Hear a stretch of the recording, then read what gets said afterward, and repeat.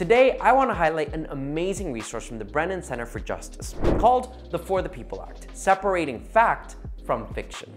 I'll put a link to the resource in the description below, and you should definitely check it out because it does a really great job of fighting back against some of these bad faith arguments, specifically around the For the People Act. So let's go over a few of the top lines from the resource. The first fiction that the Brennan Center talks about is this idea that the For the People Act is a partisan power grab by Democrats. Now, as the Brennan Center says, this myth is utterly baseless. They explain how the key reforms in the For the People Act are modeled off successful initiatives that have already been implemented in red, blue, and purple states. For example, they explain how 43 states already have some form of early voting, and 34 states already allow no excuse vote by mail, both key provisions of the For the People Act.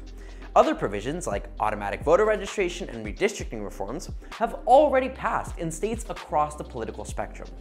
And at the end of the day, as the Brennan Center explains, the For the People Act would empower all voters and all political leanings, and it would make our democracy stronger and safer. So it's not a power grab by any one party. It's an essential reform, and it's supported by the overwhelming majority of the American public.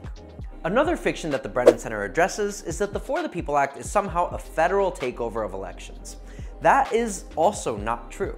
As the Brennan Center explains, under the For the People Act, state and local governments would continue to administer all elections, just as they do right now. The For the People Act just sets national baseline standards for voting access in federal elections, which is something Congress has done many times in the past.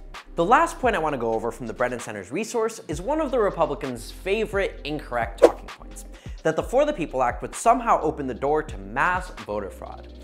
This is just not true. Let's be very clear about this. Voter fraud is incredibly, unbelievably rare. How rare is it? You're more likely in America to be struck by lightning than commit voter fraud. That's how rare. And as the Brennan Center explains, key provisions in the For the People Act, such as expanded early voting and vote by mail, would do nothing to change that reality. Again, lots of states have already enacted these provisions, and unless the math has changed on people getting struck by lightning, it's still more likely for that to happen than voter fraud. In fact, as the Brennan Center explains, voting reforms like the For the People Act can make our elections more secure. So just because the voter fraud lie is one of the Republicans' favorite lies, doesn't make it any less of a lie. The Brennan Center goes into a lot more detail on debunking these and more myths surrounding the For the People Act. So be sure to click the link in the description below and check out their resource today.